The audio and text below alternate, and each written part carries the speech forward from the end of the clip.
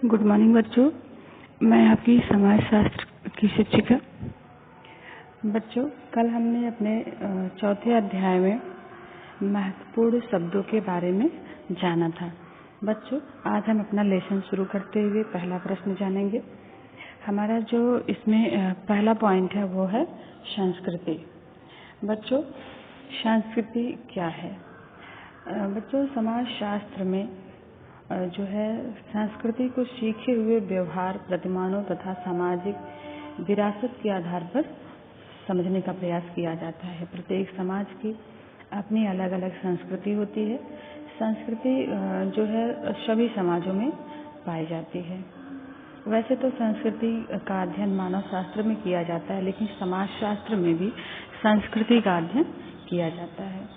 बच्चों, मनुष्य प्राकृतिक वातावरण में अनेक सुख सुविधाओं का उपभोग करता है, तो दूसरी ओर उसे अनेक असुविधाओं का भी सामना करना पड़ता है। परंतु मनुष्य ने आदिकाल से प्राकृतिक बाधाओं को दूर करने के लिए और अपनी विभिन्न आवश्यकताओं की पूर्ति के लिए अनेक उपायों की खोज की। इन खोजे गए उपायों को मनुष्य ने आगे आने वाली पीढ़ी को हस्तांतरित कर दिया। प्रत्येक पीढ़ी ने अपने पूर्वजों से प्राप्त ज्ञान और कला का और अधिक विकास किया। हम कह सकते हैं कि प्रत्येक पीढ़ी ने अपने पूर्वजों के ज्ञान को संचित किया है और इस ज्ञान के आधार पर नवीन ज्ञान और अनुभव का भी अर्जन किया है।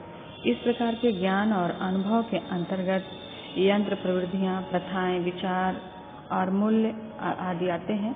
ये मूर्त और अमूर्त वस्तुएं संयुक्त रूप से संस्कृति कहलाती हैं। इस प्रकार वर्तमान पीढ़ी ने अपने पूर्वजों तथा स्वयं के प्रयासों से जो अनुभव व व्यवहार सीखा है वही संस्कृति है। बच्चों, संस्कृति की परिभाषा करते हुए विभिन्न विद्वानों ने अपनी अलग अलग राय दी है, जिसमें से कुछ महत्वपूर्ण हम देख लेते हैं।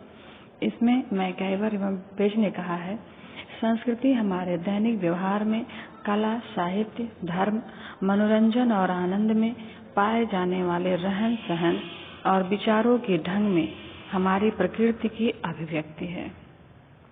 इसी क्रम में हॉवेल ने कहा है, संस्कृति संबंधित सीखे हुए व्यवहार प्रतिमानों का संपूर्ण योग है, जो कि एक समाज के सदस्यों की विशेषताओं को बताता है और जो इसलिए प्राणी शास्त्रीय विरासत का परिणाम नहीं होता।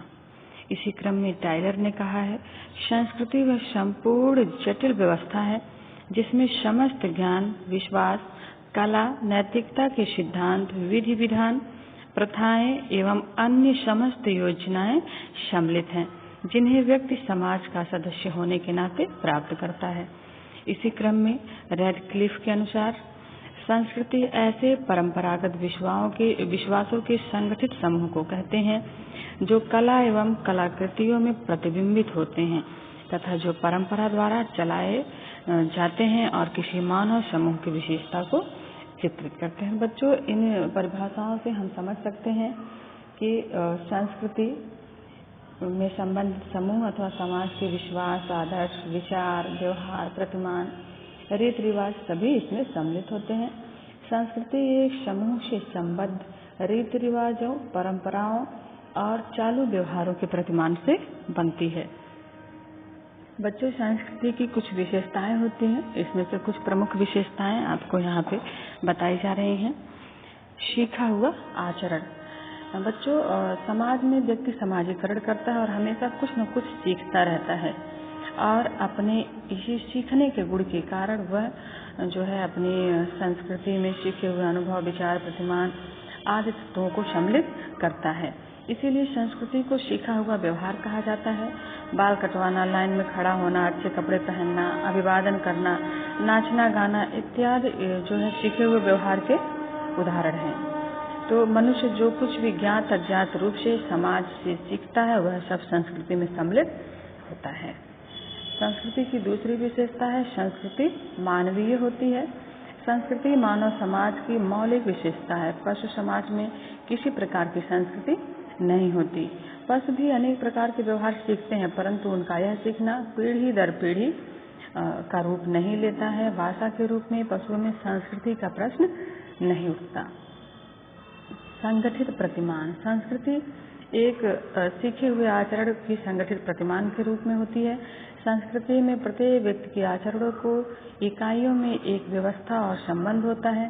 किसी भी मनुष्य का आचरण उसके पृथक पृथक आचरणों की सूची में नहीं होता। हम समझ सकते हैं कि बच्चा परिवार में जन्म लेता है, परिवार उसे आरंभ से ही उसकी संस्कृति का ज्ञान कराता है। बच्चे का बोलना, चलना, फिरना, उसका व्यवहार करना आदि ऐसे प्राथमिक आचरण हैं जो आजीवन चलते रहते हैं। हमारे मस्तिष्क में इन सब वर्गों के व्यवहारों की जो एक संगठित रूपरेखा का स्वरूप है, उसी को ही हम प्रतिमान कहते हैं। संस्कृति के अंतर्गत सीखे हुए व्यवहार के इसी प्रकार के संगठित प्रतिमान सम्मिलित होते हैं। संस्कृति की जो अगली विशेषता वो है हस्तांतरण की विशेषता, यानी कि संस्कृति एक पीढ़ी से दूसरी पीढ़ी में हस्तांतरित होती रहती है। संस्कृति अपनी जो है वो हमें जल्दी जल्दी नहीं बदलती है। वह अगर एक पीढ़ी में पहले से जो चीज़ें हैं, जो परंपराएं, प्रथाएं निभाई जा रही हैं, वो अगली पीढ़ी में अपने आप ही चले जाते हैं। संस्कृति की जो अगली विशेषता वो है पार्थिव या अपार्थिव दोनों तत्वों का विद्यमान रहना। संस्कृति के अंतर्गत दोनों तत्व पार्थिव और अपार्थिव दोनों आते हैं।